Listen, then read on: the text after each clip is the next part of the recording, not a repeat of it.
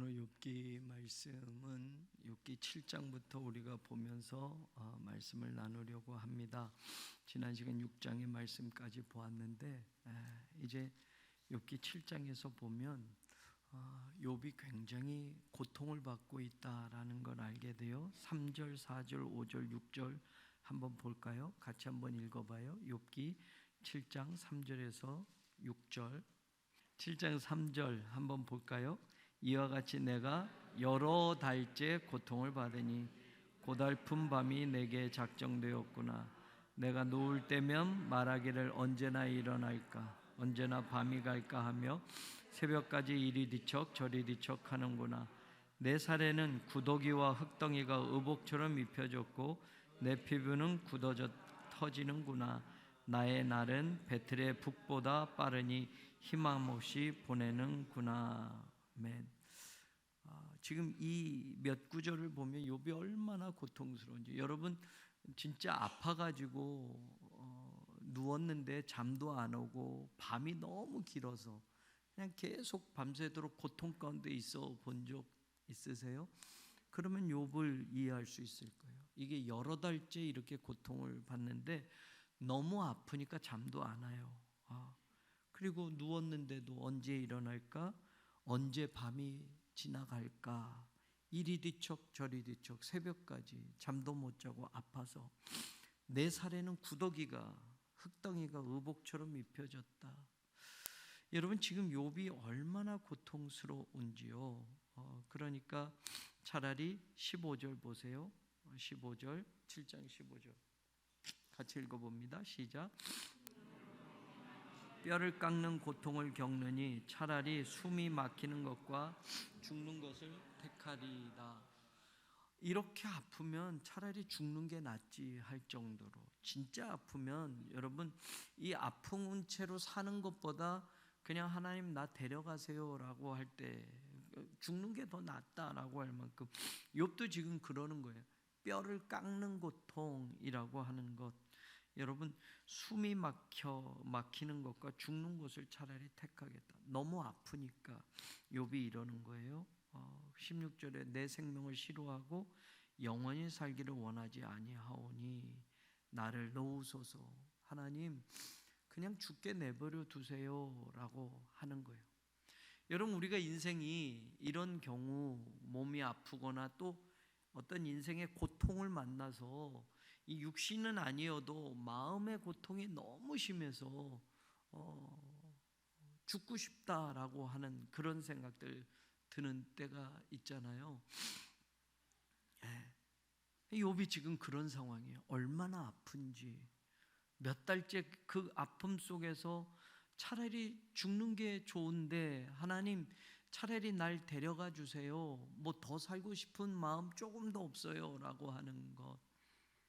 그러면서 17절, 18절, 19절 이 고백이 오늘 말씀 또 나누기 전에 은혜가 되는 거예요. 보세요. 17절 사람이 무엇이기에 주께서 그를 어떻게 하시자?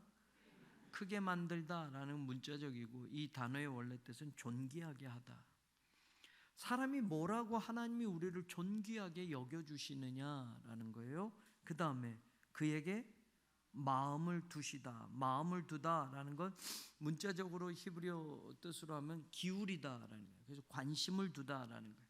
여러분 관심을 두면 마음이 가게 돼 있잖아요. 관심을 두면 몸이 그쪽으로 향하게 돼 있잖아요. 하나님도 우리에게 마음을 두시고 라는 건 마음만이 아니라 이 단어가 그쪽으로 기울이다라는 뜻이에요. 그러니까 사람을 향해서 하나님이 늘 기울이고 계시는 거죠. 우리를 존귀하게 하시고 또 사람을 하나님께서 관심 두고 보시니까 늘 하나님이 그쪽으로 기울이는 거예요. 우리 아기들 낳으면 아기들에게 부모가 눈을 떼지 못하잖아요. 뭘 해도 부모는 그 아기에게 눈을 떼지 못하고 계속 그쪽으로 시선을 돌리고 몸을 기울이잖아요. 욥이 지금 그 고백을 한 거예요. 하나님 사람이 뭐라고. 사실은 이렇게 아프고 고통스럽고 별거 아닌, 우린 이럴 때 버러지보다 못한 인생 뭐 이렇게 얘기하잖아요. 그런데 하나님은 이런 나라도 정말 몸뚱아리 다 썩고 죽어서 이 이제 뭐 살아있는 송장 같은 나인데도 하나님은 사람이 뭐라고 그를 존귀하게 여기시고 그리고 그에게 마음을 두고 관심을 두고 18절 아침마다 뭐 하신다? 우리말로는 권징, 권하고 뭐 징계 뭐 이런 뜻 같은데 이 권징이란 말이 뭐냐면 파카드라는 거예요. 파카드는 무슨 뜻이냐? 가장 중요한 단어 방문하다라는 거예요. 출애굽기에 보면 이스라엘 백성들이 고통받잖아요. 고통받을 때 하나님께서 그들을 돌보시고라고 다른 데서는 이렇게 돌보다라는 말로 번역이 됐어요. 돌보다가 뭐냐면 하나님이 찾아오다라는 뜻이에요. 이 권징하는 건 하나님이 아침마다 찾아오신다라는 거예요. 하나님이 날마다 방문해 주신다. 내가 뭐라고 여러분 야쿠르트 아줌마도 아니고 매일매일 하나님이 오신단 말이에요. 하나님이 오신다. 여러분 그렇게 느끼고 사십니까? 아멘이 적네. 하나님 언제 오신지도 모르고 살아가시나요 혹시? 근데 욥은 그렇게 말해요. 나 지금 고통받고 있으면 우린 이렇게 말할 수 있잖아요. 하나님 날 도대체 버린 거야? 하나님 어디 계신 거야? 라고 할 수 있잖아요. 근데 욥은 자기가 고통받고 죽고 싶을 만큼 괴로워도 하나님을 생각하면 하나님은 내가 뭐라고 사람이 뭐라고 나만이 아니에요. 나만이 아니야. 하나님은 사람을 이렇게 존귀하게 여기시고 마음 두시고 관심 기울이시고 아침마다 방문해 주시고 찾아오시고 순간마다 어떻게 하신다? 단련하신다. 단련하신다. 이 단련하다 빤이라는 단어는 여러분 히브리어에 또 다른 동사가 있어요. 이 재련하다 뭐 이런 뜻인데 여러분 이 단어도 그래요. 단련한데 그냥 단단하게 단련한다가 아니라 여러분 금속을 다룰 때 이게 순도가 어떻게 되느냐라고 할 때 재련을 하잖아요. 이런 철이 있으면 이게 순도가 어떻게 돼? 여기에 금이 몇 퍼센트가 있고 뭐 순전한 어떤 그 귀한 그 금속이 얼만큼 돼? 순도를 확인할 때 불에 넣어서 그걸 골라내는 것처럼 그런 뜻이에요. 하나님은 순간마다 하나님에 대한 신앙에 대해서 순도를 우리에게 확인해 보고 계신다라는 거예요. 내가 아픈 순간에도 하나님은 확인해 보시는 거예요. 여러분 우리는 거꾸로 생각해. 내가 잘 될 땐 내가 뭔가 하나님 앞에 잘해가지고 잘 되는 줄 알아요. 내 남편이 돈을 잘 벌면 우리가 신앙생활 잘한 줄 알아요. 그래서 이때 하나님이 나를 축복 주신 거야 라고 생각하고 거꾸로 내가 아플 때 내가 어려움이 올 때 지금 욥처럼 정말 말할 수 없는 고통이 올 때는 하나님 나를 버리셨어. 하나님 나를 잊어버리신 거야 이렇게 생각해요. 그런데 욥은 똑같은 거예요. 이 순간에도 하나님은 나를 단련하신다고 생각하는 거예요. 하나님 내 믿음의 순도를 확인해 보신다고 생각하는 거예요. 그래 사나 죽으나 주의 것이다 라고 바울이 말하는 것처럼 여러분 신앙의 기본이 돼 있는 사람은 잘 되면 하나님 축복 주신 거고 못 되면 하나님이 나를 외면하신 거고 이게 아니란 말이에요. 내 삶의 조건과 기준은 아무 상관없어요. 하나님은 변하지 않는 분이라는 절대적인 신뢰를 가지고 있기 때문에 그래요. 여러분 혹시 여러분이 지금 말 못할 고통 속에 있습니까? 어려움이 있습니까? 해결하지 못한 아픔들이 있습니까? 여러분 하나님이 달라지신 거 아니에요. 하나님이 여전히 똑같이 사랑하셔요. 여전히 관심 두고 계셔요. 여전히 우리를 존귀 여기고 계셔요. 여전히 아침마다 나를 찾아오고 계셔요. 여러분 그 하나님을 느낄 수 있는 믿음의 그 기본이 저와 여러분에게 있기를 원합니다. 19절도 주께서 내게서 눈을 돌이키지 아니하시며 내가 침을 삼킬 동안도 나를 놓지 아니하시기를 어느 때까지 하시리까.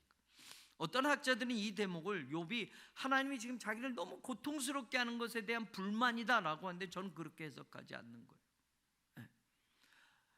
욥의 신앙의 기본적인 자세, 내 삶의 조건과 환경이 어떠해도 하나님에 대한 절대적인 신앙의 기준은 흐트러지지 않고 있는 거예요. 여러분 욥기서를 읽어보면 뭐 하나님에 대한 막 불평도 쏟아놓는 것 같지만 하나님에 대한 기본적인 신앙의 자리는 절대 흐트러지지 않아요. 욥이 지금 그러고 있어요. 이런 욥이에요. 이런 욥. 그런데 이제 친구 중에서 수앗 사람 빌닷이 이제 얘기하는 거예요. 욥이 이렇게 말하니까 빌닷이 한마디 또 이제 시작하는 거예요. 지난번엔 다른 친구가 얘기했는데 빌닷이 이야기해요. 네가 어느 때까지 이런 말을 하겠냐? 어느 때까지 2절 보세요. 8장 2절. 어느 때까지 네 입의 말이 거센 바람과 같겠는가? 이 말은 뭐 욥에 대해서 비난을 하는 거예요 지금. 그러면서 여러분 아픈 데를 찔러요. 4절 보세요. 네 자녀들이 주께 죄를 지었으므로 주께서 그들을 그 죄에 버려두셨다. 욥의 자식들이 다 죽었잖아요.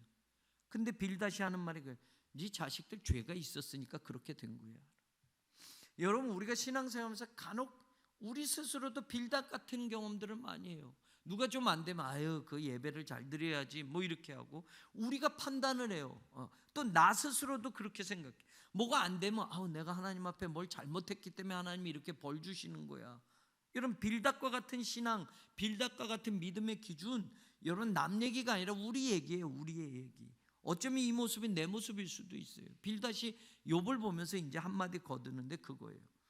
뭔가 죄를 지었기 때문에 네 자식들이 그렇게 된 거야. 더 나아가서 여러분 5절 네가 만약 하나님을 찾으면 전능하신 이에게 간구하고 6절 또 청결하고 정직하면 반드시 너를 돌보시고 내 의로운 저소를 평안하게 하리. 그럼 지금 욥이 어떻다는 거예요? 하나님에게 정직하지 못하다는 거예요. 너도 뭔가 죄가 있어. 너도 뭔가 하나님 앞에 불충한 게 있기 때문에 이렇게 되는 거야. 그러니까 좀 돌아봐. 너도 청결하고 정직하면 하나님이 너를 도와주실 거야. 너를 돌봐주실 거야. 너를 평안하게 하실 거야. 우리가 남들한테는 여러분 이렇게 엄격하면서 자신들한테는 관대한 신앙생활을 할 때 참 많아요. 또 내 스스로도 하나님 앞에 합류하면서 신앙생활을 할 때 있어요. 근데 빌닷의 생각이 그렇단 말이에요. 너 뭔가 잘못한 게 있으니까 하나님이 이렇게 벌 주셨던 거야. 그러니까 너 정직해야 돼 라고 쉽게 말하고 있어요. 그러면서 여러분 7절 많이 듣던 말이죠. 보세요.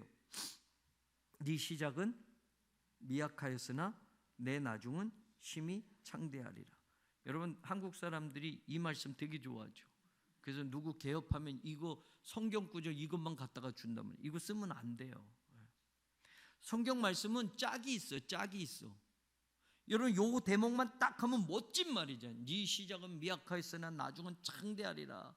개업했는데 이제 시작이지만 앞으로 창대하게 될 겁니다 하는데 이거 누가 한 말이라고? 빌닷이 한 말이라고. 누구한테? 뭐 하려고? 욥을 비난하려고 하는 말이에요. 너 잘 좀 해봐. 다시 하나님 앞에 정직을 찾아봐. 다시 그 시작을 해봐. 그럼 하나님이 잘 되게 할 거야. 그러니까 여러분 우리가 좀 알면 이런 말 쓰면 안 돼요. 기도할 때도 시작은 미약하지만 창대할 줄로 믿습니다. 이건 빌닷이 하는 말이야. 욥을 비난하려고. 이런 거 제가 보세요. 이사야서 34장 16절 찾아보세요. 이사야서 찾아보지 말고 여기 앞에 읽어보세요. 이사야서 34장 16절 한번 보여줄래요? 여호와의 책에서 한번 읽어봐요. 너희는 여호와의 책에서 찾아 읽어보라. 이것들 가운데서 빠진 것이 하나도 없고 제짝이 없는 것이 없으리니 이는 여호와의 입이 이를 명령하셨고 그의 영이 이것들을 모으시. 하나님의 말씀은 여기저기 있어도 다 짝이 이루게 되어 있단 말이에요. 근데 나한테 좋은 것만 싹싹 골라서 여러분 하다 보면 내 시작은 미약해서 나중은 창대하리라. 이 말씀만 가지고 사는 거예요. 이게 어떻게 나온 말인지, 누구에게 한 말인지, 누가 한 말인지, 이거 하나님의 한 말 아니에요. 근데 이게 하나님의 말씀이라고 믿고 사는 거예요. 우리가 이런 거 있잖아요. 마태복음 4장을 찾아보세요. 마태복음 4장. 마태복음 4장 9절 같이 읽어봐요. 이르되 만일 내게 엎드려 경배하면 이 모든 것을 내게 주리라. 아멘. 자, 이건 누가 한 말이야? 8절 보세요. 마귀가 예수님을 시험할 때 한 말이에요. 지극히 높은 산으로 가서 천하 만국과 그 영광을 보여주면 만일 나한테 엎드리 경배하면 이 모든 것을 너에게 주리라. 아멘. 요 4장 9절 말씀만 딱 되면 아, 이게 하나님께 경배하면 하나님 모든 걸 주시리라, 이 말씀인가? 이건 누가 한 말이라고? 그러니까 성경을 인용할 때도 잘 인용해야 돼요. 한때 이런 거 유행했잖아요. 어떤 예언하는 분이 다 부흥에 와서 여러분 뭐 말씀 준다고 하면서 마태복음 3장 17절 하면 그거 여러분에게 준 말씀이에요. 근데 간혹 이런 말씀 나오면 난감하지. 성경 뭐 다 좋은 말씀이라고 그냥 강사가 아무 말이나 하는 거예요. 아무 말이나 해. 근데 여러분 이런 거 나오면 아멘이 됩니까? 말씀은 짝이 있어요. 그러니까 이제 내 시작은 미약하사 내 나중은 기도로도 하지 마세요. 예? 이거 액자가 사지도 마세요. 이런 걸 파는 것도 참 상술인 거예요. 상술. 요 말씀만 딱 떼내서 보니까 좋은 건데, 여러분 이건 빌다시 욥을 비난하려고 조롱하려고 하는 말이에요. 너 다시 시작해. 하나님께 정직하지 못해서 이렇게 됐으니까 정직하면서 청결하면서 다시 시작해봐. 시작은 미약하지만 나중에 하나님이 다 잘되게 하실 거야 라고 말합니다. 13절도 8장 13절도 하나님을 잊어버리는 자에게는 다 이와 같고 저속한 자의 희망은 무너지리니. 그리고 20절도 8장 20절 이거 다 빌다시 하는 말이에요. 하나님은 순전한 사람을 버리지 아니하시고 악한 자를 붙들어 주지 아니하시고. 여러분 이렇게 되면 그럴싸한 말이에요. 하나님은 순전한 사람을 하나님 착한 사람은 다 도와주고 악한 사람은 하나님 다 내치실 거야. 권선징악, 이게 그럴싸한 말 같잖아요. 여러분 신앙생활 하면서도 우리가 예수 믿으면서 착하게 살아야 돼요 라지 악하게 살면 안 되죠. 근데 여러분 신앙생활의 기본이, 예수님을 믿는 게 기본이 착하게 살라고 예수님이 우리를 위해서 십자가에서 죽으신 건 아니에요. 여러분 율법적인 기준이나 어떤 윤리적인 기준에 부합하면서 살아라, 그게 예수 믿는 사람의 목표가 아니란 말이에요. 지금 빌닷은 그 기준으로 말이에요. 자, 이 말을 듣고 이제 9장의 욥이 이제 또 하는 말이에요. 자, 보세요. 욥은 하나님에 대한 신앙이 어떻게 가지고 있었는가? 그가 지금 아프고 괴롭고 죽고 싶을 정도로 힘들어도 흔들리지 않는 하나님에 대한 신앙이 욥에게 있었던 거예요. 욥의 신앙을 우리가 계속 보고 있는데, 보세요. 하나님 앞에 어떤 사람이 의로울 수 있겠는가? 2절에 말해요. 그러면서 3절, 사람이 하나님께 변론하기를 좋아할지라도 천마디에 한마디도 대답하지 못. 하나님이 천마디 하시면 그래도 한마디 정도는 하나님께 뭐 할 수 있지 않을까? 여러분 욥은 할 수 있대요, 없대요? 없어요, 없어. 우리의 의로움이 없으니까. 이 말은 다시 욥 자신도 마찬가지예요. 욥은 의인이라고 하나님이 인정했잖아요. 사탄에게 자랑할 만큼 내 종 욥을 보았느냐라고 할 만큼. 그런데 욥은 하나님 앞에 욥 정도 되면 하나님께 한마디 정도는 할 수 있지 않을까라고 하는데 욥은 아니다. 하나님 지혜로우신 분이야. 강하신 분이야. 그래서 그를 거슬러 스스로 완악하게 행하고도 형통할 자가 누구냐라고 하면서 5절 중요한 말이에요. 하나님이 어떤 분이신지를 욥이 이야기하는데 보세요. 그가 진노하심으로 산을 무너뜨리시며 옮기실지라도 산이 깨닫지 못합니다. 여러분 산이 옮겨지고 산이 무너지는 것, 여러분 화산 폭발 같은 것도 일어나잖아요. 하나님은 능력이 있으셔. 자연의 질서도 하나님의 능력 가운데서 이루어지는 거란 말이에요. 여러분 믿습니까? 우연이 되는 것 같아요? 아니에요. 그 다음에도 보세요. 6절에 그가 땅을 그 자리에서 움직이시니 그 기둥들이 흔들리로다. 여러분 땅이 그 자리에서 움직입니까? 안 움직입니까? 움직여요. 정원선 장로님 지구과학 뭐 그런 거 했나? 그거요.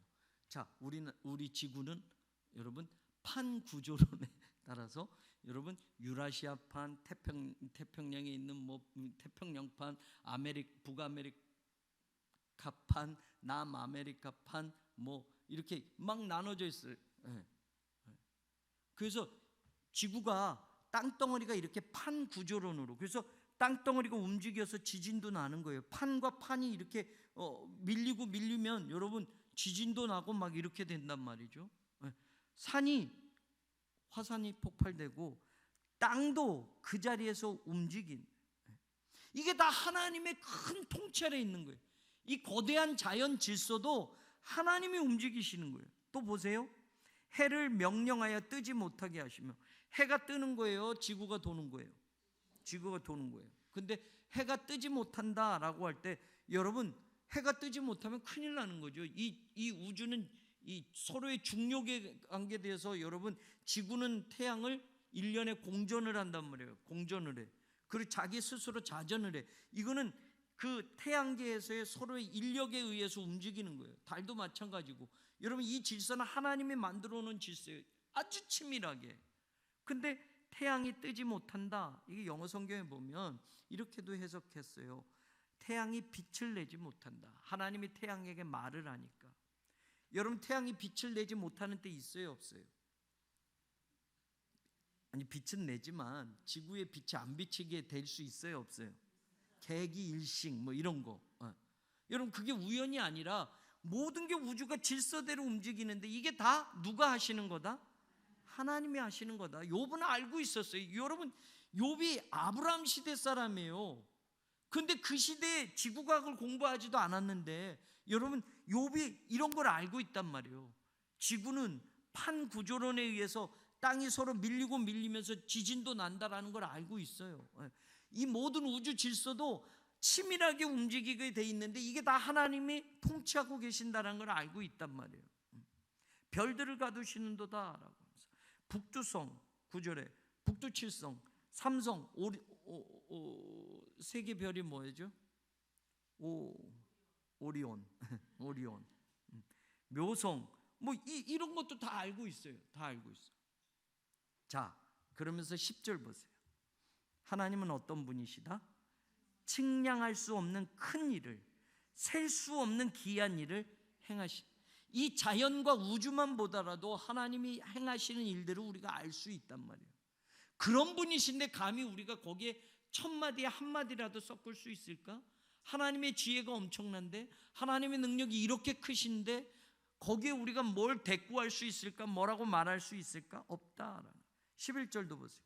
그가 내 앞으로 지나가시나 내가 보지 못하며, 그가 내 앞에서 움직이시나 내가 깨닫지 못하느니라. 여러분, 정말 하나님을 느끼실 수 있나요?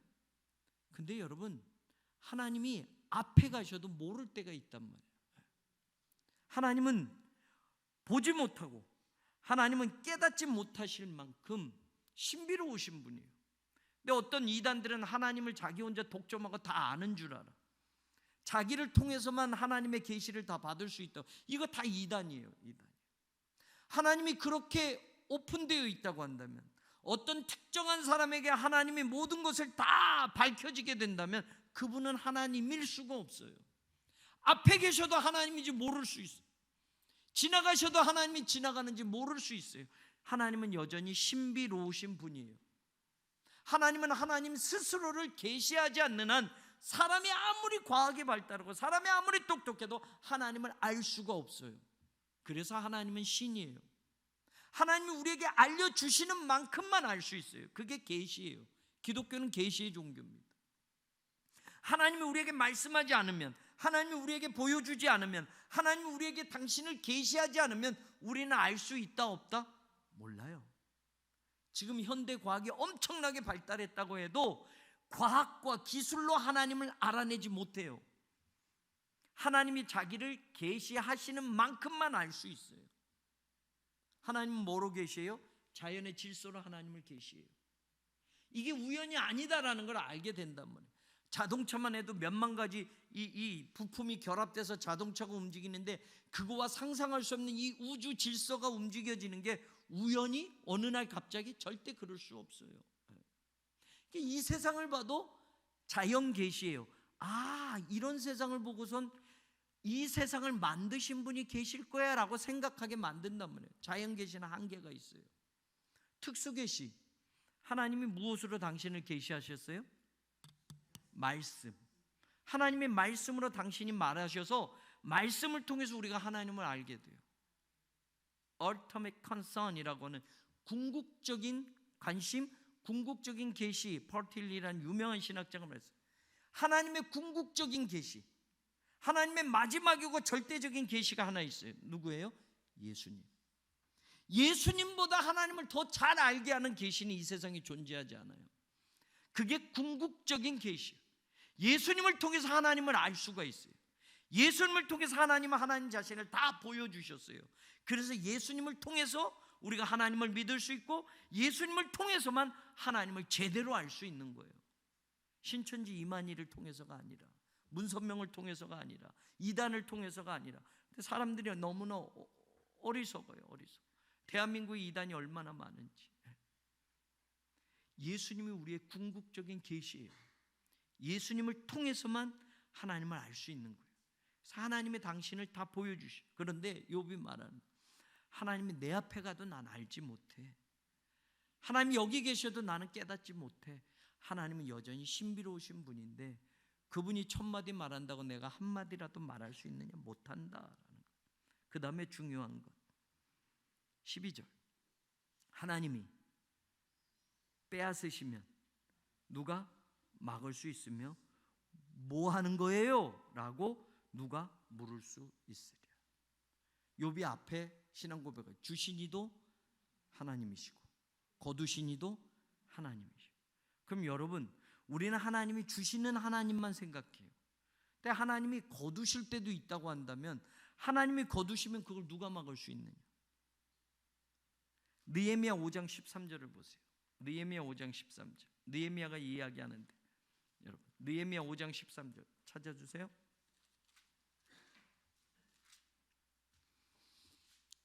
느헤미야가 성벽 건축을 하면서, 여러분 유대 백성들 가운데 관직에 있는 사람, 조금 돈 있는 사람들이 고리대금업을 하는 거예요. 가난한 사람에게 이자를 받으면서 하는 거예요. 느헤미야가 화가 났어요.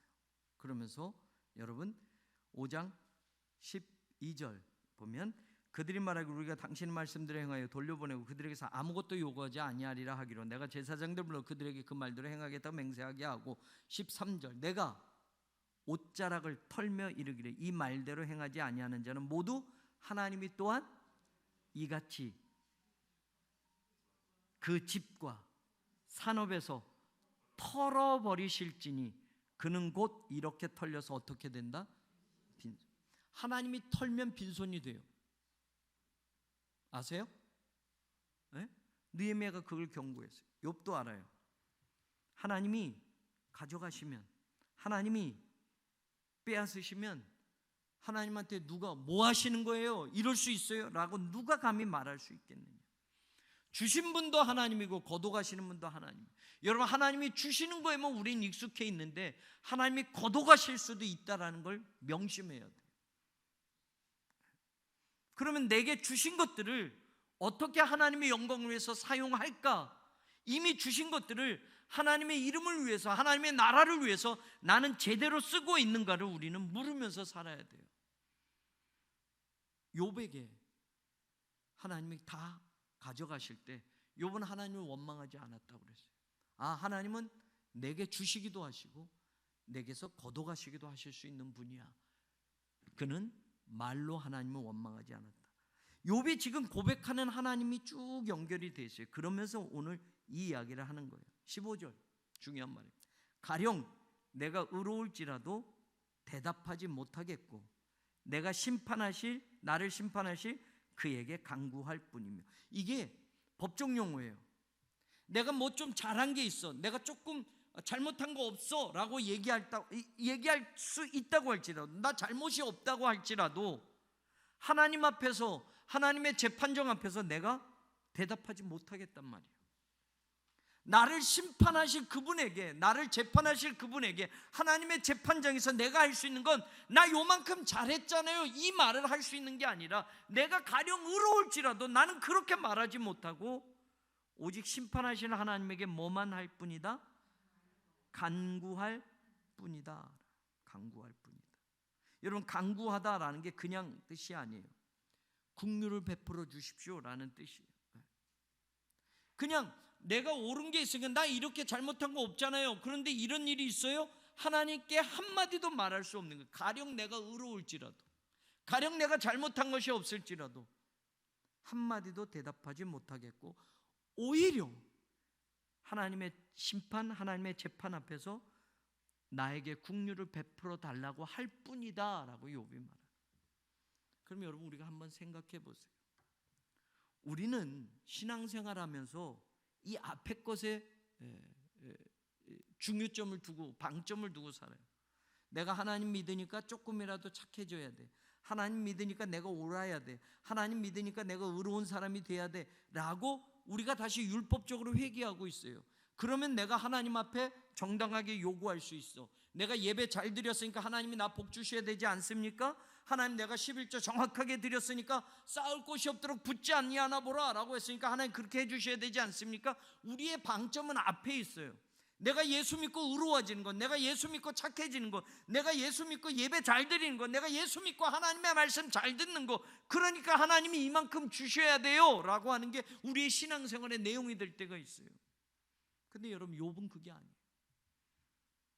내가 의로울지라도 나는 하나님께 대답하지 못하겠어. 내 의로움이 이겁니다 라고 하나님께 감히 말하지 못하겠어.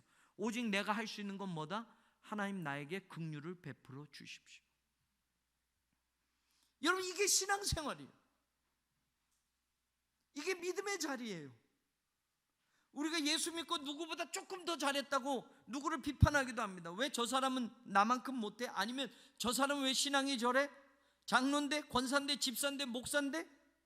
여러분 의로움에 내 방점을 두고 있어요. 내가 저 사람보다 조금 더 나은데, 저 사람과 비교하면 내가 요걸 잘했는데, 그러니까 하나님이 이걸 주셔야지, 하나님이 이런 축복을 주셔야지. 그래 또 착각해요. 내가 잘 되면 하나님이 내가 이렇게 살아서 하나님이 내게 복 주신 거라고 착각해요. 욥의 신앙은 기준 자체가 달랐단 말이에요. 또 보세요. 16절에 가령 내가 그를 부름으로 그가 내게 대답하셨을지라도 내 음성을 들으셨다고는 내가 믿지 아니하라. 이 부르다라는 건 소환하다는 법정 용어에 아빠 심판이라고 돼 있고, 여러분 19절 하반절에 그를 소환하겠느냐라고 말하는 거예요. 하나님께 내가 내 재판의 억울함을 하나님께 요청해서 하나님 나를 좀 제대로 판단해 주세요 라고 한다고 한들, 그렇게 불렀다고 한들 하나님이 그래 한번 하마라고 했다고 해서 하나님이 내 음성을 들으셨다고 생각하지 않는다. 다시 말하면 내 의로움을 살펴보셔서 하나님이 여기에 예스 했다고 하지 않는다라는 거예요. 앞에 말과 같은 의미예요. 다시 20절 가령 내가 의로울지라도 내 입이 나를 오히려 정죄하리니. 내가 의롭다면 내 의로움을 나타내고 내 입이 그걸 자랑하는데, 내가 가령 의로울지라도 내 입이 나를 정죄할 거고, 내가 온전할지라도 하나님은 나를 정죄하실 수 있다라고 말해요. 사랑하는 여러분, 욥의 신앙의 자리를 우리가 다시 한번 보고 욥의 신앙의 기준점을 다시 한번 생각해 보기를 원합니다. 우리는 더 의로워지려고 하고 더 의로워짐으로 하나님의 축복이 이렇게 임할 거라고 믿고 그게 우리의 신앙생활이에요. 그러나 여러분, 우리가 의롭든지 의롭지 않든지가 신앙생활에 중요한 게 아니에요. 욥은 그걸 알고 있었어요. 하나님 자체가 그에게는 신앙이었어요. 하나님의 주권을 인정하는 것. 그래서 여러분 22절 보세요. 일이 다 같은 것이라 그러므로 나는 말하기를 하나님이 온전한 자나 악한 자나 멸망시킨다 하나니. 아까 빌닷은 뭐라고 그랬어요? 하나님은 순전한 사람은 버리지 않고 악한 자들은 붙들어 주지 않아 라고 하는데, 욥은 아니에요. 하나님의 주권이, 하나님의 통치가 그러하다면 여러분 여기에 대해서 우리가 무언가 불평하거나 원망할 수 없다라는 걸 욥은 분명하게 신앙으로 고백하는 거예요. 여러분 왜 가자 지구에 좀 급진적인 사람들은 이스라엘을 비판해요. 팔레스타인에 거기 거주하는 아이들이 많으니까 아이들이 무고하게 죽잖아 라고 하는데, 또 원인을 또 되찾으면 팔레스타인의 하마스가 여러분 이스라엘에 무작위적으로 사람들을, 여인들을 죽이고 아이들을 또 죽였잖아요. 그러니까 이스라엘은 그걸 또 복수하는 거예요. 새벽기도 때 나눴지만 여러분 우리는 하나님을 믿으니까 이스라엘이 우리 편이라고 우리가 잠정적으로 생각하고 있어요. 하마스는 나쁜 사람들 무조건. 우리가 조선시대 태어났으면 일본은 나쁜 놈이라고 생각하고, 우리 조선 사람들은 일본 사람들에게 아주 모든 것들을 다 빼앗기고 억울하게 사는 거예요. 그래서 일본 사람은 죽일 놈이고 하나님은 우리를 구원해 주셔야 돼, 일본은 망해야 돼 라고 생각하는 게 우리들의 기준이에요. 사실 신앙생활하는 분들도, 독립운동하는 분들도 여러분 우리의 억울함을 하나님께 호소하면서 일본이 패망하게 해주세요 라고 기도했던 건 사실이에요. 그러면 하나님도 일본은 나쁜 사람들, 그리고 조선 사람들은 내가 구원해낼 사람들, 그래서 하나님은 일본은 심판해야지, 원자폭탄 터뜨려서 모두 죽여야지, 하나님도 그렇게 생각하고 조선 사람들은 무조건 보호해줘야지, 하나님은 이런 기준으로 이 세상을 통치하실까? 그렇다면 애초에 일본 사람들이 조선에 쳐들어와서 무고한 사람들 죽이는 일이 없게 만들어 주셔야 돼. 착한 사람만 늘 잘되게 해주시고, 착한 사람들은 이 세상에서 해를 안 받게 해주시고 보호해 주시고 지켜주시는 게 하나님이셔야 돼. 더 쉽게 또 얘기하면 교회 다니고 예수 믿는 사람들은 인생에서 아무런 고통받지 않도록 하나님이 그들을 지켜주셔야 돼. 하나님 모르는 사람들이 핍박받고, 하나님 모르는 사람들이 암 걸리고, 하나님 모르는 사람들이 사업에 실패하고, 하나님 믿는 사람들은 암도 안 걸리고, 하나님 믿는 사람들은 사업에 무조건 성공하고, 하나님 믿는 사람들은 무조건 잘되게 하셔야 돼. 여러분, 우리가 냉정하게 생각해 보면 내 신앙의 기준점이 사실은 거기에서 크게 벗어나지 않아요. 욥은 말하잖아요. 온전한 자나 악한 자나 하나님이 멸망시킨다고 할 때 티오딕시라고 하는 거예요. 하나님의 공의. 하나님의 공의는 세상 정의와는 다릅니다. 세상엔 정의로 와야 돼요. 그게 맞아요. 세상이 돌아가려면 세상은 정의로 와야 돼요. 그런데 세상의 정의가 하나님의 공의와 같지는 않아요. 착한 사람도 병에 걸릴 수 있어요.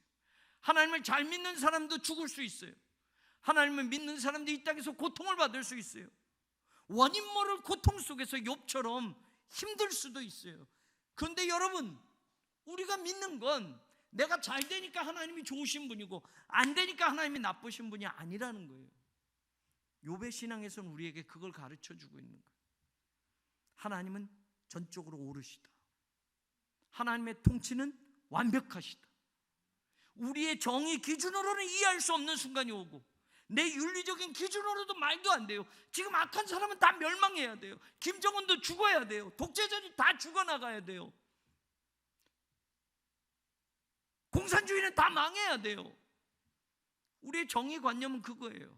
정치관념은 그거예요. 내 윤리적인 기준도 그거예요. 하나님도 그러셔야 돼요가 아니단 말이에요. 하나님의 주권, 하나님의 통치는 오늘 욥이 고백하는 것처럼 내가 가령 의롭다고 해도 하나님에게 대답할 수 없어. 내가 가령 옳다고 해도 하나님의 심판대 앞에 내 주장을 내세울 수 없어. 오직 하나님께는 나를 긍휼히 여겨달라는 간구할 뿐이야.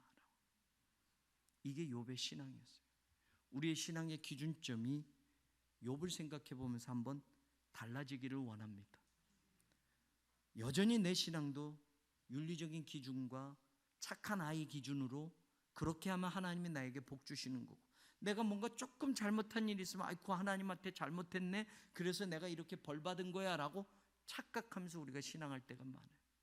여러분, 하나님 그 차원을 더 뛰어넘으시는 분, 하나님이 이 세상을 다스리시고 이 인류를 다스리시면서 결국에는 하나님의 공의, 티오딕시, 하나님의 통치가 이것이다라는 걸 우리에게 보여주시는 그날이 올 거예요. 그때의 하나님의 역사는, 하나님의 구원 계획은 우리가 상상할 수 없는 놀라운 일이 될 것이며, 그것이 우리에게 은혜로 베풀어진다는 것에 우리는 전적 감사뿐이 드릴 것이 없음을 우리가 고백할 겁니다. 그 앞에서 하나님 이거 잘못하셨잖아요, 하나님 이럴 때 정말 나한테 이러시면 안 됐잖아요가 아니라 하나님이 옳습니다, 하나님의 통치가 맞습니다 라고 우리는 모두 하나님의 통치를 이 땅에서도, 그래서 하나님의 나라가 죽어서 가는 나라가 아니라 여기에서도 실현될 수 있는 나라, 하나님의 다스림과 하나님의 통치는 이 땅에서 나를 통해서 이루어지는, 그게 교회이고 그게 성도이고 그게 천국의 삶이라는 걸 오늘 성경은 우리에게 가르쳐주고 있고, 그 믿음을 가지고 살아가는 욥과 같은 믿음의 사람들, 신앙의 사람들 되기를 주님의 이름으로 간절히 축원합니다. 성부, 성자, 성령 삼일체 하나님의 은혜와 사랑과 그 능력의 역사함이 오늘 하나님을 예배하고 사랑하는 성도들 돌아가는 그 자리, 욥의 신앙의 기준을 다시 되찾고 우리의 믿음의 자리를 다시 돌아보게 하는 그 믿음으로 출발하는 성도들 위해 영원히 함께하여 지기를 간절히 축원하옵나이다. 아멘.